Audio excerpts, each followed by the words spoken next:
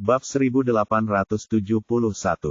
Roal, aku sudah cukup menghormatimu. Karena kau masih buta, maka kau tidak bisa menyalahkanku atas apa yang terjadi selanjutnya. Setelah Cosmo selesai berbicara, energi Sein sejatinya kembali memenuhi tempat kejadian. Sementara semua orang ketakutan, mereka juga sangat bersemangat. Apakah Sang Santo sejati hendak bergerak? Tabrakan antara dua keluarga besar akan segera dimulai. Ini akan bagus. Setelah Cosmo mengetahui bahwa keluarga Palmore dan keluarga Felowes berada di ambang perselisihan, awalnya dia tidak ingin ada konflik dengan keluarga Felowes saat ini. Namun, setelah apa yang terjadi hari ini, dia tidak punya pilihan. Terlalu banyak orang berkumpul di sini. Keluarga Lightfoot bahkan mengirim seorang Sein sejati seperti dia, jadi dia tidak bisa mundur. Jika tidak, berita itu akan segera menyebar ke seluruh kerajaan bintang. Keluarga Lightfoot sudah cukup mempermalukan diri mereka sendiri. Pewaris pertama dan kedua mereka meninggal satu demi satu. Sudah lama sekali, namun mereka masih belum menangkap pembunuhnya. Jika seseorang menambahkan bahan bakar ke dalam api, maka keluarga Lightfoot akan menjadi lelucon terbesar Star Kingdom. Begitu Cosmo bertindak, hati Roal dan yang lainnya langsung bangkit. David meminta mereka untuk menunda selama mungkin. Akan tetapi, begitu Cosmo bergerak, tak seorang pun mampu menahannya kecuali Tai, yang juga seorang Sein sejati. Namun, mustahil bagi Tai untuk membantu keluarga Felowes. Oleh karena itu, mereka hanya bisa bergantung pada diri mereka sendiri. Ketika Cosmo melepaskan energi True Sein-nya. Tunggu. Petik 2. Roal, Valerio, dan Alba berteriak bersamaan. Setelah mereka mengatakan itu, Coen langsung mengejek. Kenapa?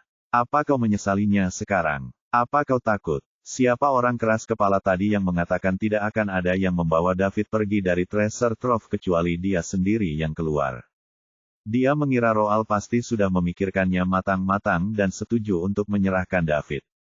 Coen bukan satu-satunya yang berpikir demikian, para penonton di bawah juga berpikir demikian. Mereka pikir pertunjukannya sudah berakhir. Namun, alangkah baiknya melihat David, seorang legenda yang tiba-tiba muncul. Tujuan kebanyakan orang datang ke sini adalah untuk bertemu David. Mereka ingin melihat siapa anak ini. Usianya baru 1000 tahun, tetapi ia mampu membuat Grandmaster Sein sejati dari keluarga Lightfoot muncul secara langsung. Ini bukan sesuatu yang bisa dilakukan orang biasa. Semua anggota keluarga Felowes berseri-seri. Mereka mengira Grandmaster Roal akhirnya memikirkan hal ini dan bersedia memberikan David kepada keluarga Lightfoot untuk menjamin stabilitas sementara keluarga Felowes. Coen, apakah kamu tidak penasaran mengapa keluarga Felowes melakukan begitu banyak hal untuk melindungi David?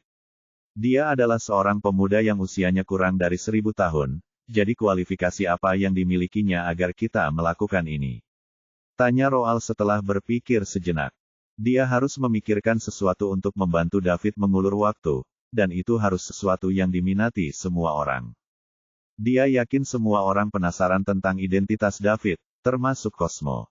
Jadi, dia akan menggunakan topik ini untuk menunda sejenak.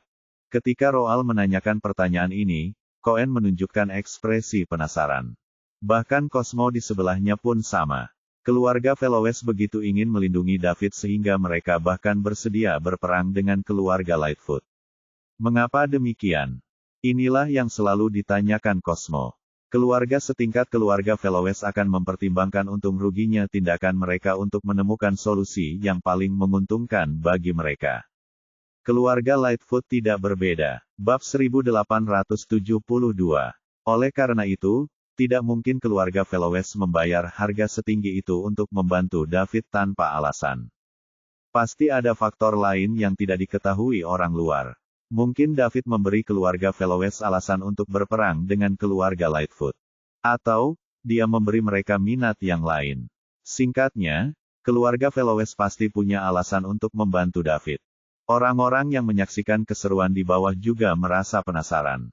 Karena Roal mengajukan pertanyaan ini, dia harus segera mengungkapkan mengapa David begitu istimewa. Mereka semua menantikannya. Saya sangat penasaran, jadi ceritakan kepada saya, mengapa keluarga Anda membantu David? Tanya Cohen. Untuk menjawab pertanyaan ini, kita harus mulai dengan identitas David. Roald membuat mereka tetap waspada. Tujuannya adalah untuk menunda waktu, bukan untuk membingungkan orang-orang ini. Asalkan David keluar, misi keluarga Fellowes akan selesai. Identitas David. Sejauh yang aku tahu, David hanyalah seorang anak kecil yang tiba-tiba muncul entah dari mana.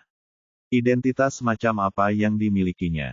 Aku telah memeriksa semua pasukan utama di Star Kingdom dan tidak ada seorang pun yang bermarga Liddell sama sekali. Cohen, menurutmu apakah bocah nakal yang muncul entah dari mana bisa menghabiskan 11 triliun dolar bintang di pelelangan hanya untuk membuat Archimedes marah? Itu uang sungguhan, berapa banyak anak muda di kerajaan bintang yang bisa menghabiskan uang sebanyak itu?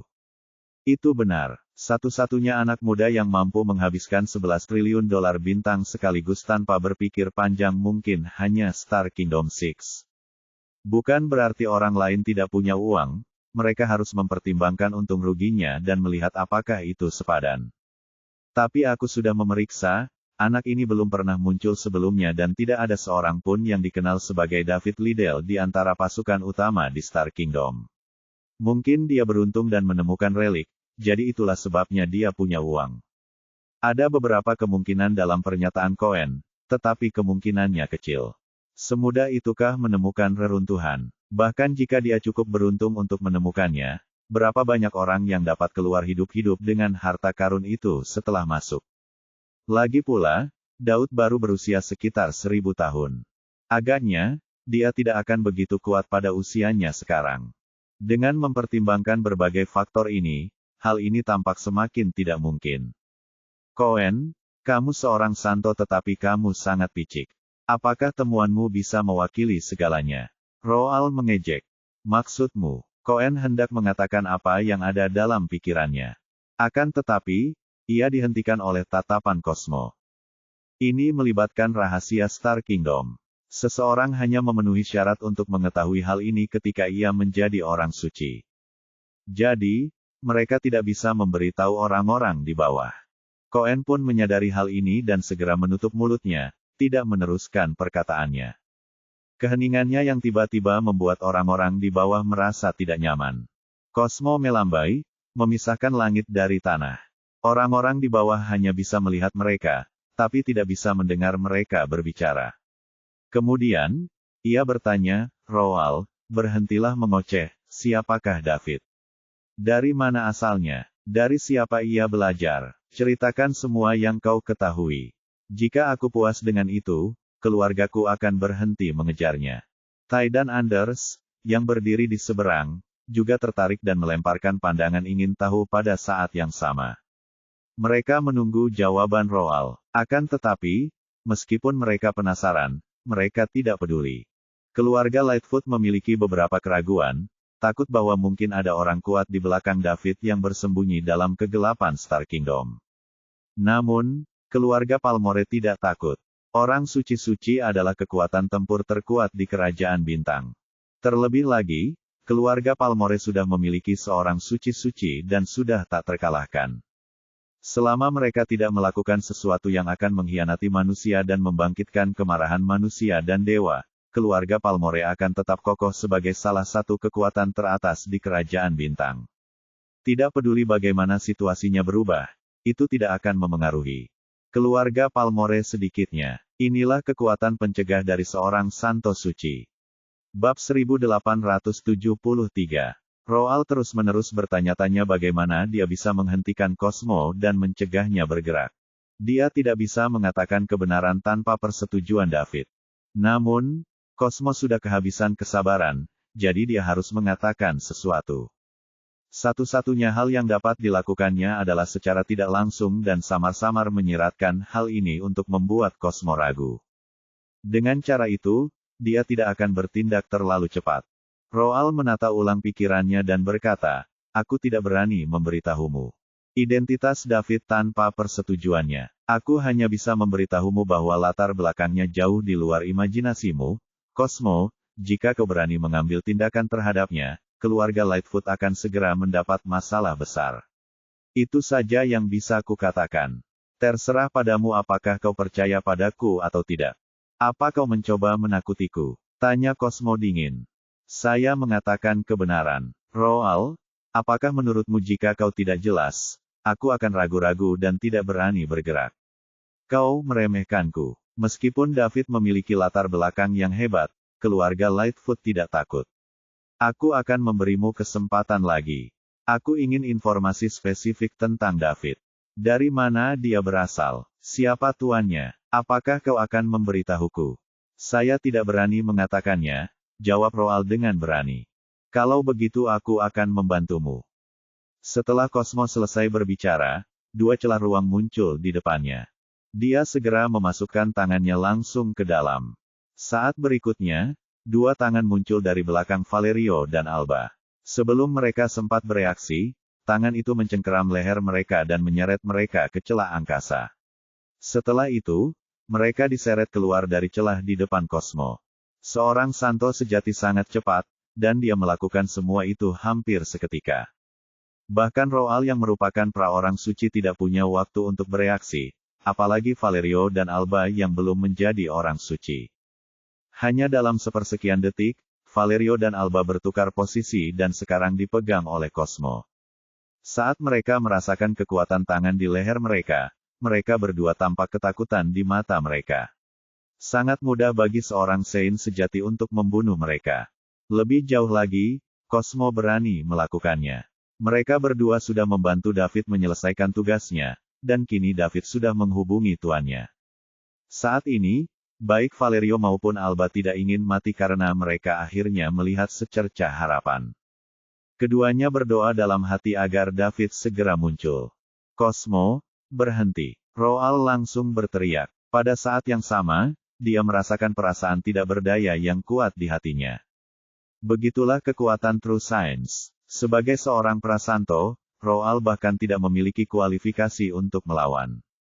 Dia hanya bisa menyaksikan tanpa daya ketika dua keturunan penting keluarga Velowes ditangkap oleh Cosmo tepat di depannya. Roal, apa kau akan menceritakan lebih banyak tentang David? Kalau tidak, aku akan mengirim dua keturunan keluarga Velowes ke neraka untuk dikuburkan bersama dua ahli waris keluarga Lightfoot.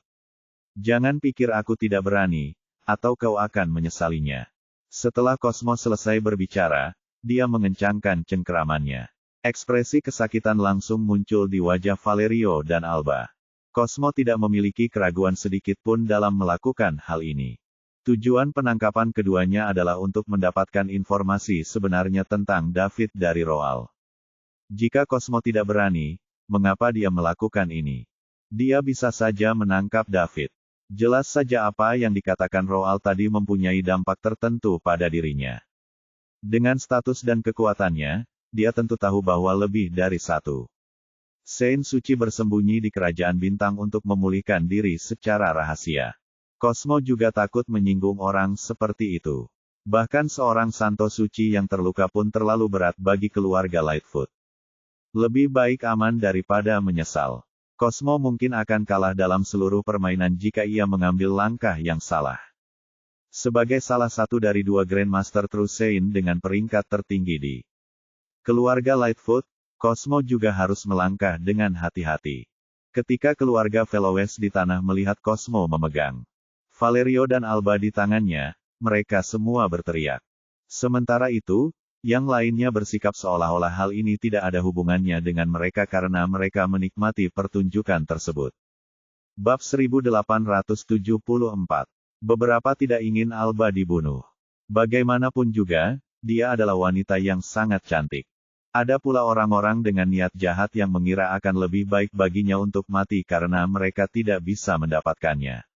Jika mereka tidak bisa mendapatkannya, tidak ada orang lain yang bisa mendapatkannya. Orang-orang yang berselisih pendapat mulai berdiskusi dengan suara pelan lagi. Di mana para orang suci sejati dari keluarga Velowes? Mengapa mereka tidak mengirim satu orang saja? Jika keadaan terus seperti ini, akan sangat disayangkan jika wanita cantik seperti Nona Velowes terbunuh. Apa yang menyedihkan tentang itu? Betapapun cantiknya Nona Velowes, kita tidak akan bisa mendapatkannya. Semua orang di sini hanya bisa melihatnya dari kejauhan. Pada akhirnya, dia akan tetap menjadi milik Tuan Anders dan menjadi milik eksklusifnya. Kenapa kau begitu jahat? Apa kau ingin menghancurkannya hanya karena kau tidak bisa mendapatkannya? Betapa mengerikannya. Benarkah? Bisakah kau terima dewimu menjadi mainan pria lain? Lihat, tidak bisa. Semua orang sama, jadi tidak ada yang lebih baik dari yang lain. David duduk di tempat tidur dan tiba-tiba membuka matanya. Cahaya yang terlihat oleh mata telanjang melintas di matanya. Tubuhnya telah menerobos. Saat ini, dia adalah orang suci sejati. Tubuhnya semakin membaik, dan kekuatannya meningkat pesat. Akan tetapi, ini saja tidak cukup. Waktu merupakan hal yang terpenting, dan dia tidak tahu apa yang sedang terjadi di luar. Dia juga tidak tahu berapa lama Roald bisa menunda keluarga Lightfoot. Sebelum ia dapat memeriksa tubuhnya, David membuka panel sistem. Ia tahu ia harus segera meningkatkan kekuatannya. Sang santo sejati dari keluarga Lightfoot akan mulai menyerang kapan saja. Tubuhnya telah mencapai level Saint sejati 1 dan dia memiliki 1.715.348 poin mewah tersisa. Sekarang, dia perlu meningkatkan kekuatan pikirannya. Ia hanya dapat terus meningkatkan diri dan mencapai tingkat Saint sejati akhir setelah tubuh dan pikirannya ditingkatkan. David kemudian mengklik tanda plus di belakang main. Sebuah jendela muncul. Terobosan ini akan menghabiskan 1 juta poin mewah. Setelah terobosan, kekuatan pikiran tuan rumah akan berubah dari level Prasanto 10 menjadi level Santo sejati 1. Harap konfirmasi untuk melanjutkan. Masih ada 2 pilihan, ya dan tidak. David memilih ya. Sistemnya menghilang dan kemudian otak David mulai merasakan sakit. Seiring berjalannya waktu, rasa sakitnya menjadi semakin parah. Karena dia berpengalaman, dia tahu hal ini disebabkan oleh peningkatan pesat kekuatan pikirannya. Ini akan lebih menyiksa daripada terobosan tubuhnya. Yang satu adalah rasa sakit fisik, sedangkan yang satu lagi adalah rasa sakit mental. Jika harus memilih, David lebih suka disiksa secara fisik. Dia harus bekerja keras untuk tetap terjaga dan tidak pingsan. Kalau dia tidak mampu mengatasinya dan pingsan, dia tidak akan tahu bagaimana perkembangannya. Dia mungkin tidak akan pernah bangun lagi. Kekuatan pikiran memiliki nama lain, kekuatan jiwa. Ini adalah kekuatan yang sangat penting dalam tubuh manusia. Jika terjadi kesalahan, host akan menjadi idiot jika konsekuensinya kecil. Namun, jika konsekuensinya parah, host akan menjadi mayat hidup. David tidak berani ceroboh, sehingga ia hanya bisa menanggung siksaan mental yang melemahkan ini. Bab 1875. Roald menatap lurus ke arah Cosmo. Dia menggertakkan giginya dan mengepalkan tangannya. Pertarungan sengit tengah terjadi di dalam hatinya. Dia tidak tega melihat Valerio dan Alba mati di depannya. Namun, dia khawatir David dan tuannya tidak akan senang jika dia memberitahu Cosmo tentang situasi David. Jika itu yang terjadi, semua yang dilakukan keluarga Fellowes akan sia-sia. Apa yang harus kulakukan? Bagaimana aku harus menyikapi ini? Roald terdiam. Cosmo tidak sabar. Dia melihat pergumulan batin Roald saat ini dan berkata sambil tersenyum, Roald, sebaiknya kau berpikir jernih. Nasib kedua orang ini ada di tanganmu. Jika kau membuat pilihan yang salah, tidak ada jalan untuk kembali. Cosmo, apakah kamu benar-benar ingin tahu identitas David? Tanya Roald setelah menarik napas dalam-dalam.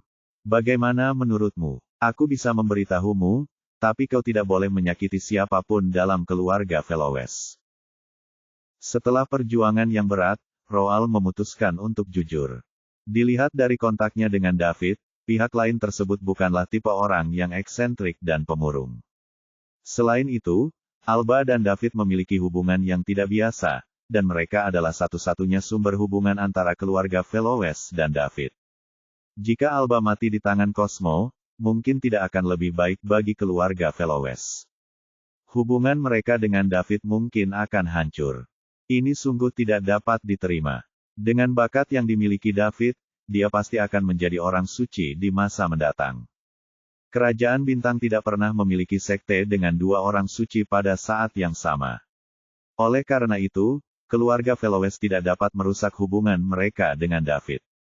Tentu. Cosmo menjawab, aku juga punya syarat. Aku hanya akan memberitahumu. Tidak seorang pun selain kamu yang boleh tahu tentang ini. Jelas, Roald berbicara tentang Tai dan Anders. Jika keluarga Palmore tahu David memiliki guru suci-suci dan bagaimana keluarga Fellowes melakukan segala yang mereka bisa untuk membantu David, rencana mereka untuk mengandalkan guru suci-suci David agar bisa lepas dari kendali keluarga Palmore akan terbongkar. Sekarang semuanya masih belum pasti, mereka tidak bisa memberitahu keluarga Palmore mengenai hal ini. Jika tidak, mereka akan langsung menyerang keluarga Fellowes. Meskipun rencananya mungkin terbongkar kalau dia cerita ke Cosmo, setidaknya dia masih bisa mengulur waktu. Tuan David mungkin sudah ada di sini saat kejadian itu terjadi. Baiklah, Cosmo setuju setelah melihat ke arah Tai. Dia ingin menyampaikan berita itu kepada Roald terlebih dahulu. Setelah itu, dia akan memberitahu siapa saja yang dia mau karena dialah yang berhak melakukannya. Baiklah, biarkan mereka pergi dan aku akan memberitahumu. Kamu belum mengatakan apapun, jadi mengapa aku harus melepaskan mereka? Bagaimana jika kamu mengingkari janjimu setelah aku melepaskan mereka? Cosmo, kau adalah orang suci sejati. Apa kau benar-benar takut aku akan mengingkari janjiku? Apa kau pikir kami bisa lolos darimu? Cosmo memikirkannya dan menyimpulkan bahwa Roald benar. Mustahil bagi keluarga Fellowes untuk lolos darinya. Jika ia bisa menangkap mereka sekali, ia bisa menangkap mereka untuk kedua kalinya. Karena itu, ia melepaskan cengkeramannya. Setelah Valerio dan Alba aman, mereka segera menjauh dari Cosmo dan pergi ke Roald. Guru besar, keduanya menangis tersengal-sengal. Mereka baru saja mengalami krisis hidup dan mati. Roald mengangguk sebagai jawaban. Valerio sedikit lebih baik. Lagi pula, dia telah mengalami banyak hal di usianya, dan dia cepat-cepat memulihkan ketenangannya. Sebaliknya, Alba masih tampak terkejut. Bab 1876. Wajahnya yang menakjubkan tampak pucat. Dia hampir melangkah melewati pintu neraka. Jika Grandmaster Roald tidak menyetujui permintaan Saint sejati setelah dia menangkap mereka, Valerio dan Alba pasti sudah mati sekarang. Ini juga pertama kalinya Alba begitu dekat dengan kematian. Bisakah Anda memberitahuku sekarang? Cosmo memandang Roald dan bertanya. Roald memandang Tai dan Anders di satu sisi. Cosmo mengerti dan hendak memisahkan kedua belah pihak. Tai angkat bicara. Dia menahan amarah di dalam hatinya dan berkata sambil mencibir, Roald, kamu semakin berani. Beraninya kamu mengecualikanku. Kamu khawatir Cosmo akan menggunakan keluargamu untuk mengancammu. Tetapi apakah kamu tidak khawatir aku akan melakukan hal yang sama? Sebaiknya kamu tidak memiliki standar ganda. Jika aku marah, aku akan menjadi lebih buas daripada Cosmo. Tidak ada anggota keluarga Fellowes yang akan melarikan diri saat itu. Siapapun tahu bahwa Tai sangat marah saat mengatakan hal itu. Cosmo dan dia keduanya adalah orang suci sejati. Selain itu, keluarga Palmore adalah pendukung keluarga Fellowes. Beraninya Roald mengecualikannya. Bukankah dia menamparkan wajah Tai?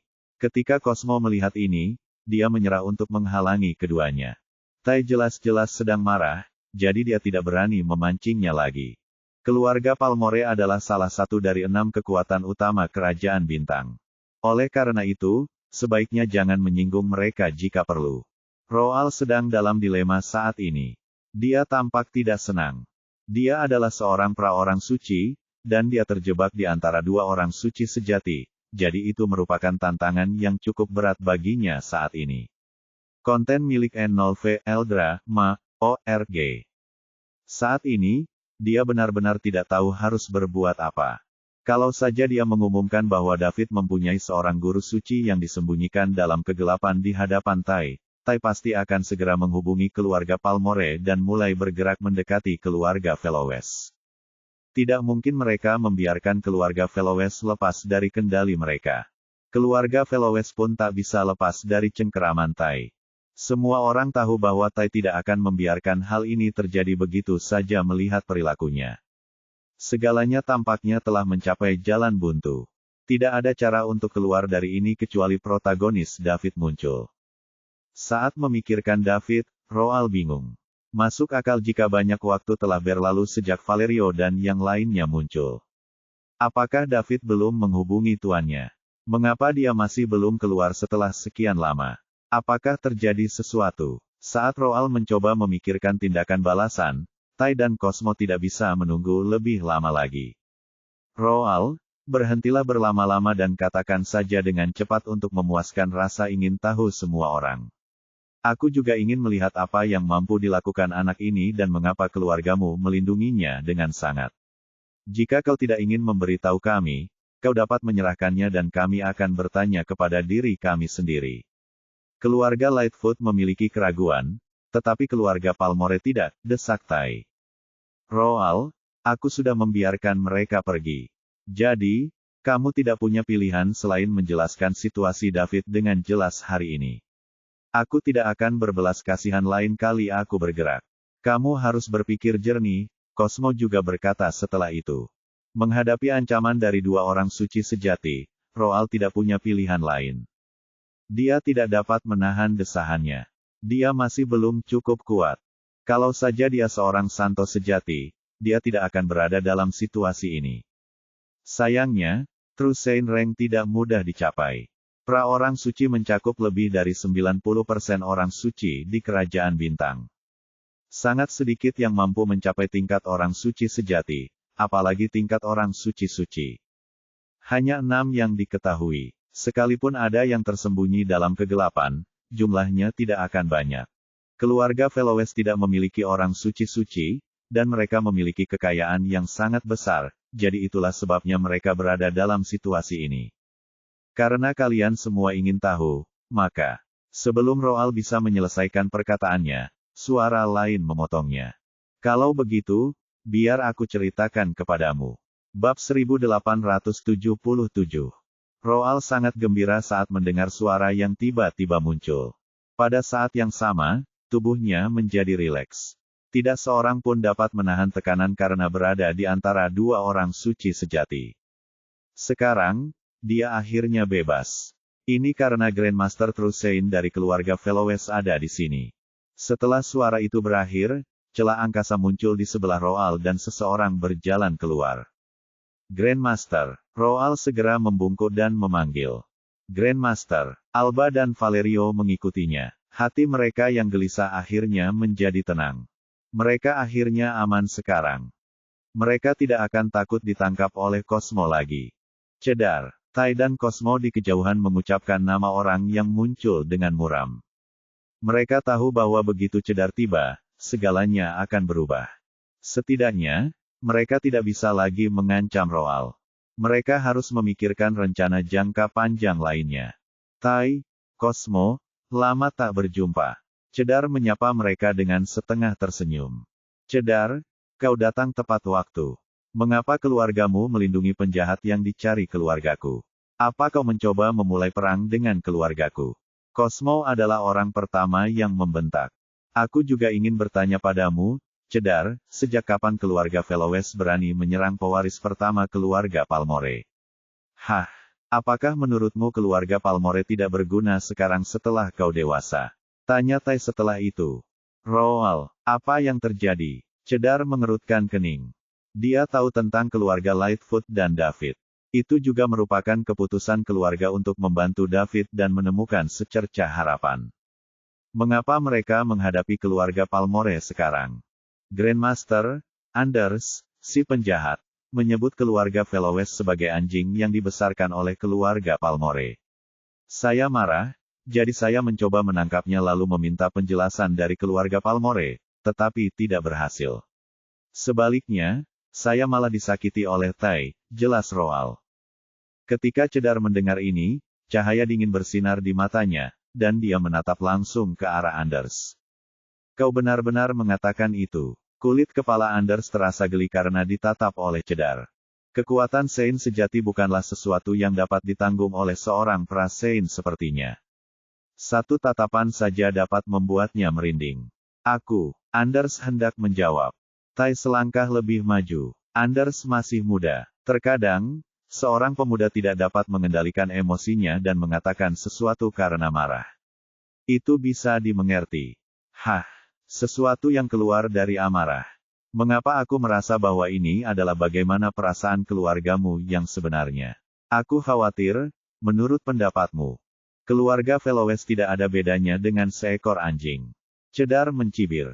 Cedar, apa maksudmu? Tidak apa-apa. Karena keluargamu menghina kami terlebih dahulu, wajar saja jika keluargaku menyerang. Lagi pula, kami tidak menyakiti siapapun, kan? Apakah menurutmu wajar jika keluarga Velowes menyakiti orang lain? Apakah kamu mengatakan bahwa menyakiti orang lain itu salah, tetapi benar menyebut orang lain anjing?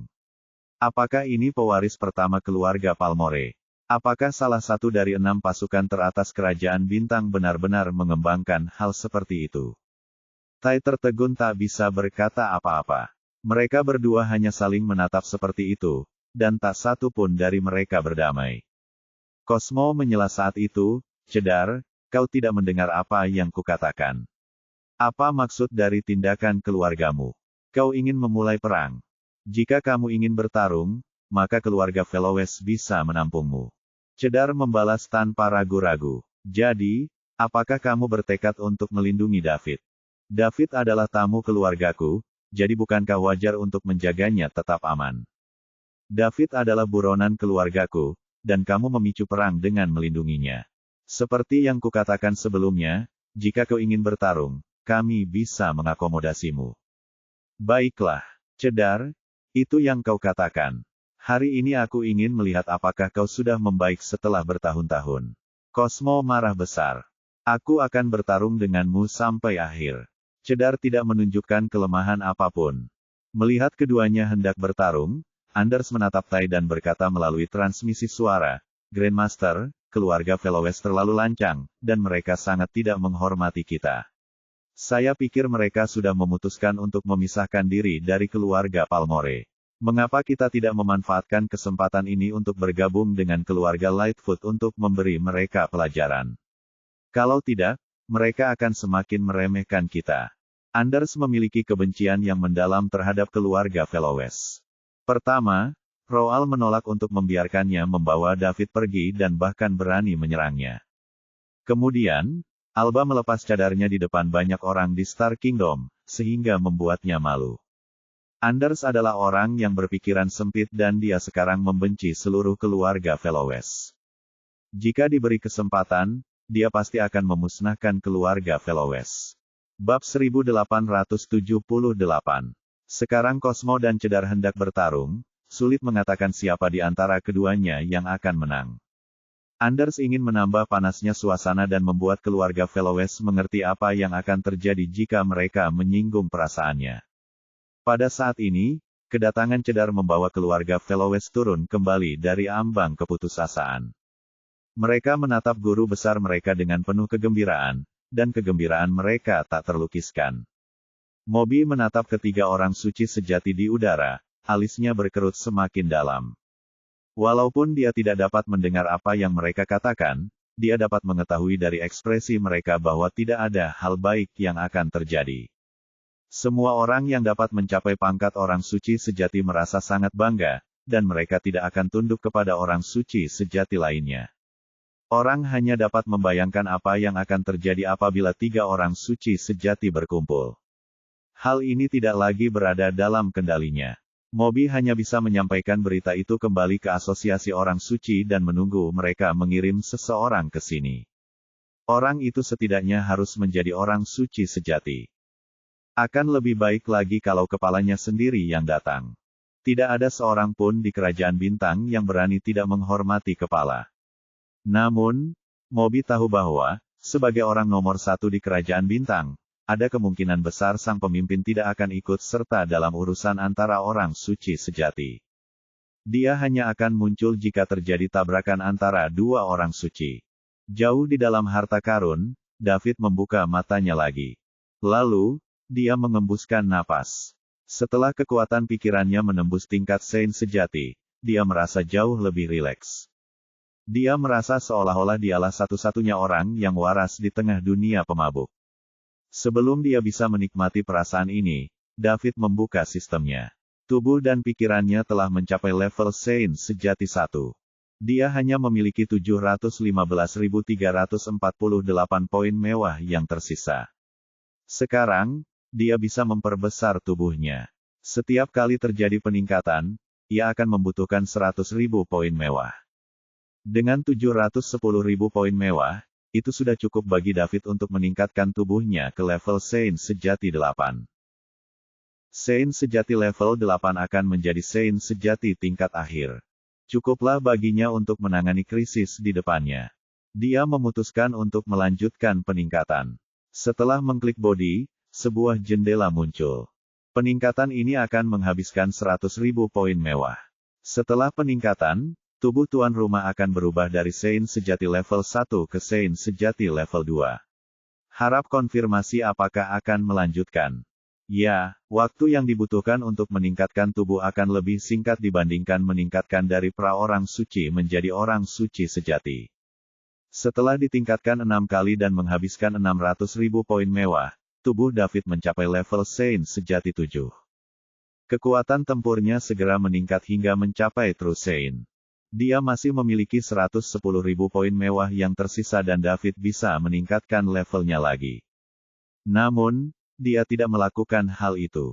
Tidak banyak perbedaan antara level 7 dan level 8, karena keduanya berada di level Saint sejati akhir. David akan menyimpan 110.000 poin mewah itu. Setelah tubuh dan pikirannya menembus tingkat Saint sejati, sistem menghadiahinya dengan keterampilan lain. Cloning. David mempercayai imbalan dari sistem tersebut. Segala yang dimilikinya sekarang diberikan oleh sistem. Oleh karena itu, David berencana menggunakan sisa poin mewahnya untuk mencoba cloning. Bab 1879. Setelah David mencapai tahap Saint sejati, dia sekarang bisa sedikit bersantai. Dia bisa merasakan bahwa perkelahian di luar belum dimulai. Oleh karena itu, ia memusatkan perhatiannya pada keterampilan baru yang diberikan sistem kepadanya. Sistem ini memiliki pengenalan yang sangat mendasar tentang cloning. David dapat menggunakan setetes esensi darahnya untuk memanggil klon, dan klon tersebut akan memiliki kekuatan yang sama dengan wujud aslinya. Klon tersebut akan ada selama 1 jam dan menghilang setelah waktunya habis. David dapat menambahkan setetes saripati darah terlebih dahulu agar klon tersebut tidak hilang. David membutuhkan 1 tetes saripati darah untuk setiap pemanggilan.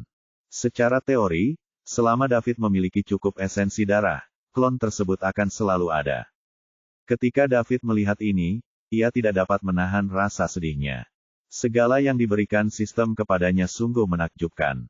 Sekarang dia adalah seorang Saint sejati tingkat akhir, jadi jika dia memanggil klon dan klon tersebut berada pada level yang sama dengannya, akan ada 2 Saint sejati tingkat akhir. Itu adalah keterampilan yang luar biasa. 1 jam lebih dari cukup untuk pertarungan antara kekuatan-kekuatan besar. Jika masih kurang, dia tinggal menambahkan setetes saripati darah lagi. Namun, satu-satunya hal yang buruk adalah ia membutuhkan esensi darah. Esensi darah adalah darah yang berada di dekat jantung manusia, dan berbeda dengan darah normal. Di sanalah hakikat manusia berada. Menggunakannya terlalu banyak akan menyebabkan kerusakan permanen pada tubuh. Hal-hal yang dapat menyehatkan saripati darah adalah harta karun surga dan bumi yang sangat berharga, yang dijual dengan harga selangit. Hampir sama dengan yang digunakan untuk meningkatkan kekuatan pikiran. Akan tetapi, setetes saripati darah tidaklah sepenting kekuatan tempur tambahan seorang suci sejati. David mengklik cloning dan sebuah jendela muncul. Mempelajari keterampilan cloning akan menghabiskan 100.000 poin mewah. Setelah mempelajarinya, tuan rumah dapat menggunakan setetes esensi darah untuk memanggil klon dengan kekuatan yang sama dengan tuan rumah. Masa hidup awal klon adalah 1 jam, tetapi tuan rumah dapat menggunakan esensi darah terlebih dahulu untuk memperpanjang waktu. Setelah klon menghilang, ia dapat dipanggil lagi dengan setetes esensi darah. Selain itu, klon tidak memiliki kemampuan otonom, dan tuan rumah perlu mengalokasikan sebagian kekuatan pikirannya untuk mengendalikannya. Harap konfirmasi apakah akan mempelajarinya. David terkejut ketika melihat pengingat sistem. Dia membutuhkan 100.000 poin mewah hanya untuk mempelajari ini. Ini mahal sekali. Untungnya, dia memesan 100.000 poin mewah terlebih dahulu.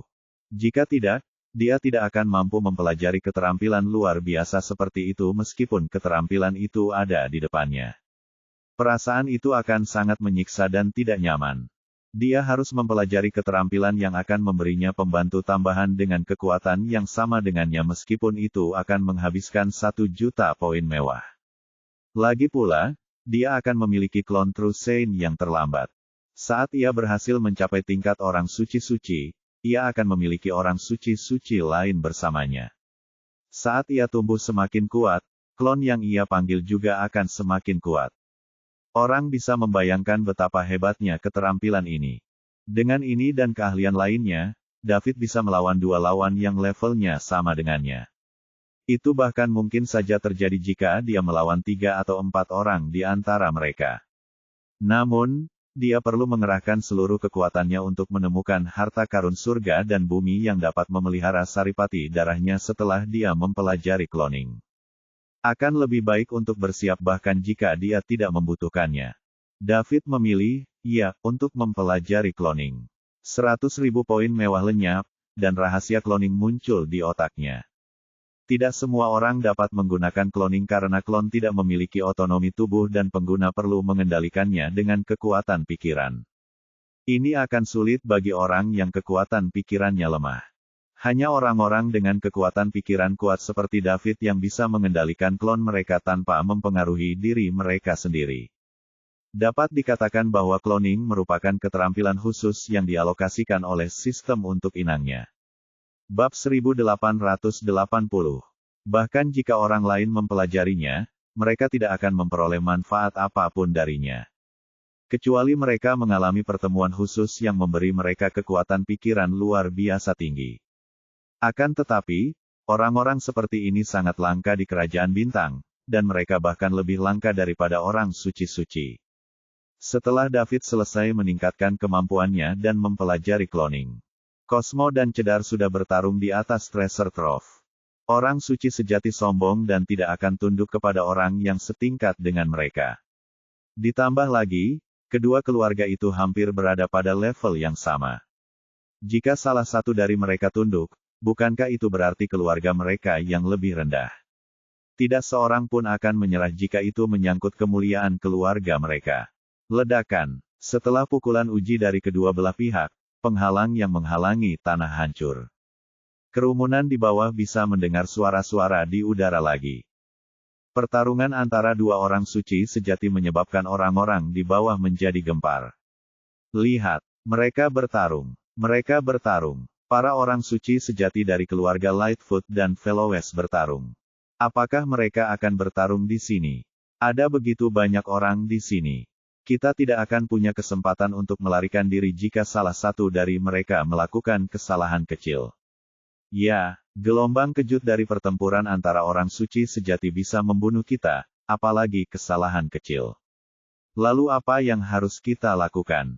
Haruskah kita lari sekarang? Hidup kita adalah hal yang paling penting. Lari, apa itu akan berhasil? Jika mereka berdua bertarung sungguhan, seluruh benua suci pusat akan hancur berkeping-keping. Kalau begitu, kemana kau bisa pergi? Mereka seharusnya hanya menguji satu sama lain. Mereka tidak akan bertarung sungguhan, kan? Orang-orang di sini mewakili setengah dari pasukan di kerajaan bintang, jadi mereka mungkin tidak akan mampu menanggung akibat apapun. Aku juga berpikir begitu. Jika mereka benar-benar ingin bertarung, mereka tidak akan bertarung di sini. Ditambah lagi, kita memiliki Sa di benua suci pusat. Kepala Sa adalah orang nomor 1 di kerajaan bintang, jadi dia tidak akan membiarkan mereka menimbulkan kekacauan di benua suci pusat. Akhirnya, seseorang mengatakan sesuatu yang masuk akal dan menenangkan kerumunan untuk sementara waktu. Benua suci pusat merupakan tempat di mana ketua asosiasi orang suci, orang nomor 1 di kerajaan bintang, memerintah. Keluarga Lightfoot dan Fellows juga bukan orang bodoh, jadi mereka tidak akan bertarung di sini secara nyata. Kalau tidak, keduanya akan menderita kalau ketua persatuan orang suci datang sendiri ke sini. Mereka juga tidak memiliki orang suci. Moby berdiri di tengah kerumunan, dan dia tahu apa yang harus dia lakukan. Karena dia dikirim ke sini oleh asosiasi orang suci, dia harus berbicara kepada Cosmo dan Cedar tanpa mempedulikan apakah mereka akan bertarung sungguhan atau tidak. Dia akan melakukan apa saja untuk menghentikan pertempuran antara para orang suci. Sekalipun dia tidak bisa menghentikannya, dia harus mengingatkan keduanya untuk bertarung di tempat lain. Akan lebih baik jika mereka bisa pergi ke kehampaan sehingga mereka tidak akan menyakiti orang yang tidak bersalah. Oleh karena itu, Moby mengumpulkan keberaniannya untuk terbang di antara ketiga keluarga tersebut. Pada saat ini, dia sangat gugup. Ada 3 orang suci sejati dan mereka semua menunjukkan energinya. Moby bagaikan sehelai daun di lautan di antara mereka. Dia bisa tenggelam kapan saja di bawah 3 set ombak besar. Dia telah melihat banyak orang kuat sebelumnya, dan dia bahkan pernah bertemu dengan seorang santo suci seperti ketua asosiasi santo. Seorang santo suci yang mampu mengendalikan tenaganya dan memperlihatkan kepribadian yang ramah sangat berbeda dengan seorang santo sejati yang pemarah dengan senjatanya yang membara. Bagaimanapun, Moby memperkirakan ketiganya bahkan lebih menakutkan daripada kepala saat ini. Tentu saja, dia belum pernah melihat ketua persatuan orang suci marah, jadi itulah sebabnya dia berani berkata demikian. Jika tidak, 10 orang suci sejati tidak akan sebanding dengan seorang orang suci-suci yang murka.